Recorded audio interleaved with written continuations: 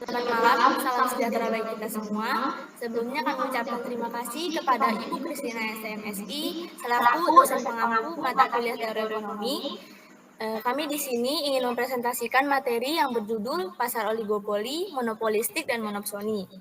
Selanjutnya, izin kami memperkenalkan diri. Yang pertama ada Miss Serena Syarani, saya sendiri, lalu selanjutnya ada Muhammad Said Mubarok, selanjutnya ada Regi Marhaini. Selanjutnya latar belakang. Apa sih latar belakang dari pasar ini? Pasar merupakan tempat terjadinya interaksi antara penjual dan pembeli dalam melakukan transaksi ekonomi. Berdasarkan struktur dan karakteristiknya, pasar dapat dibedakan menjadi beberapa bentuk, antara lain pasar persaingan sempurna, monopoli, oligopoli, monopolistik, dan monopsoni. Selanjutnya saya serahkan kepada Regi Marhaini.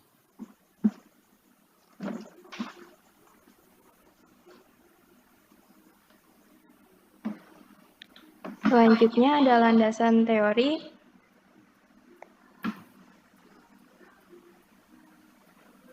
Ada pengertian pasar dan klasifikasi struktur pasar.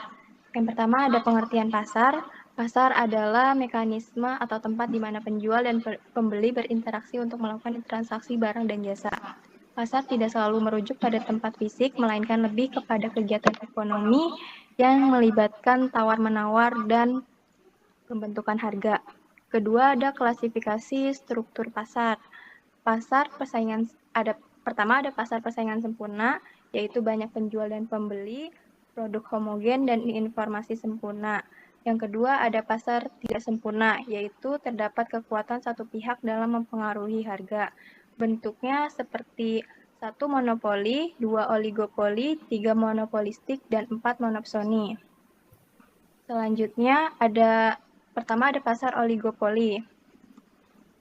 Pasar oligopoli adalah suatu bentuk pasar di mana hanya terdapat beberapa perusahaan atau produsen yang menguasai sebagian besar pasar atas suatu produk dan jasa. Ciri-ciri pasar oligopoli itu yang pertama ada jumlah penjual yang sedikit, biasanya terdiri dari 2 hingga 10 perusahaan besar. Yang kedua ada produk homogen atau terdiferensiasi, yaitu produk yang dijual bisa serupa atau seperti dalam industri baja atau berbeda-beda, seperti industri otomotif. Yang ketiga ada hambatan masuk pasar, yaitu hambatan ini bisa berupa teknologi, regulasi, atau kebutuhan investasi besar. Lalu yang keempat adanya ketergantungan antar pelaku usaha. Setiap kebijakan harga atau produksi dari suatu perusahaan akan mempengaruhi pesaingnya. Lalu yang terakhir ada pesaingan non-harga, yaitu perusahaan lebih sering bersaing dalam bentuk promosi, kualitas, atau pelayanan dibandingkan menurunkan harga. Selanjutnya ada contoh pasar oligopoli. Contohnya itu ada di industri otomotif, yaitu Toyota, dan yang mendominasi pasar kendaraan di Indonesia. Lalu ada industri telekomunikasi, yaitu Telkomsel dan yang lainnya. Lalu ada industri semen, dan yang terakhir ada industri aviasi, yaitu Garuda Indonesia yang mendominasi penerbangan domestik. Di pasar oligopoli ini ada kelebihan dan kekurangannya. Yang pertama ada kelebihannya yaitu efisiensi produksi karena skala ekonomi. Kedua, inovasi dan teknologi lebih berkembang karena persaingan yang ketat antar perusahaan besar. Lalu yang ketiga ada harga relatif stabil karena perusahaan enggan melakukan perang harga. Lalu ada kekurangan dari pasar oligopoli sendiri. Yang pertama adanya kurangnya pilihan bagi konsumen karena hanya ada sedikit produsen. Lalu yang kedua ada potensi terbentuknya kartel atau kolusi untuk mengatur harga. Lalu yang ketiga ada hambatan bagi usaha kecil untuk masuk pasar sangat tinggi.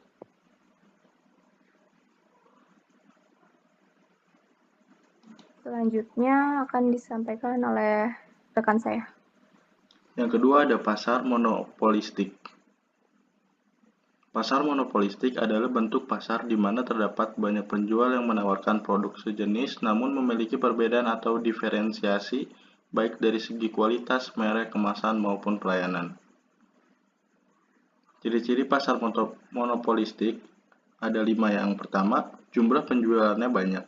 Terdapat banyak produsen yang menjual produk sejenis. Yang kedua, produk terdiferensiasi. Produk memiliki perbedaan dari segi merek, desain, kualitas, atau fitur. Yang ketiga, memiliki sedikit kekuatan menentukan harga, karena konsumen loyal terhadap merek tertentu. Yang keempat, relatif mudah masuk dan keluar pasar. Tidak ada hambatan yang signifikan untuk usaha baru. Yang kelima dan yang terakhir, promosi sangat penting. Iklan dan pemasaran menjadi kunci untuk menarik konsumen. Contoh pasar monopolistik. Yang pertama ada industri makanan dan minuman ringan. Misalnya Indomie, mie sedap, Lemonilo, semua menjual mie instan tapi dengan perbedaan rasa, kemasan, dan citra merek. Yang kedua ada industri kosmetik. Ada Wardah, Viva, dan Emina. Meskipun sama-sama menjual make up, mereka memiliki target pasar dan citra yang berbeda. Kelebihan dan kekurangan pasar monopolistik, yaitu kelebihannya ada variasi produk banyak sehingga konsumen bisa memilih sesuai selera. Yang kedua ada inovasi tinggi karena produsen ingin tampil berbeda. Yang ketiga ada persaingan mendorong peningkatan kualitas.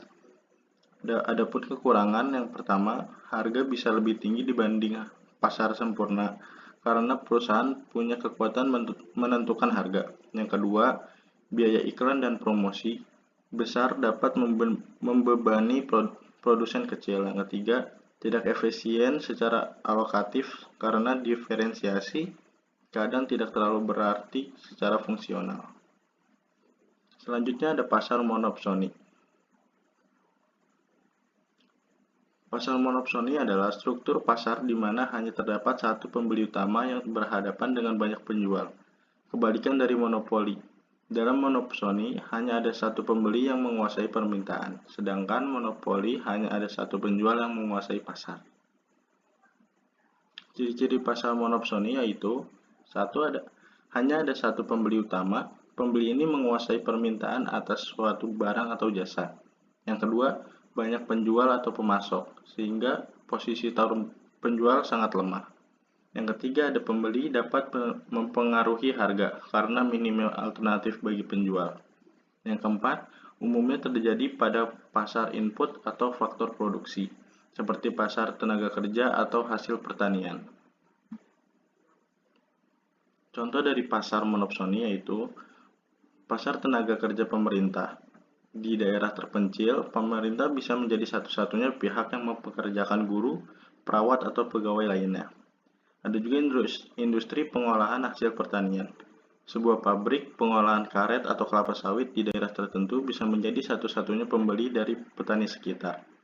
Kelebihan dan kekurangan pasar monopsoni, yaitu kelebihannya, pembeli dapat menekan biaya produksi karena kekuatan tawar. Yang kedua, koordinasi dan distribusi lebih efisien jika hanya satu pembeli. Kekurangannya, penjual tidak memiliki kekuatan tawar dan bisa dirugikan secara harga. Yang kedua, potensi eksploitasi terhadap pemasok atau tenaga kerja. Yang ketiga, tidak adil dari sisi distribusi pendapatan. Selanjutnya akan kembali lagi oleh Miss Cahya. Selanjutnya ada kesimpulan dan saran. Pasar memiliki struktur yang beragam dan mempengaruhi cara kerja ekonomi. 3 bentuk pasar tidak sempurna yaitu oligopoli, monopolistik, dan monopsoni. Sering dijumpai dalam praktik. Oligopoli melibatkan sedikit produsen dan saling mempengaruhi strategi dan harga. Sedangkan monopolistik memiliki banyak penjual dengan produk sejenis namun berbeda. Lalu monopsoni menunjukkan dominasi satu pembeli atas banyak penjual. Memahami ketiga struktur ini penting bagi pengambilan keputusan ekonomi. Pemerintah perlu mengatur agar tidak terjadi praktik curang, pelaku usaha diharapkan menjaga etika dan inovasi, dan konsumen perlu lebih cerdas dalam memahami dampak struktur pasar terhadap harga dan kualitas. Sekian dari kami, mohon maaf jika ada kesalahan kata. Terima kasih atas perhatiannya, salam.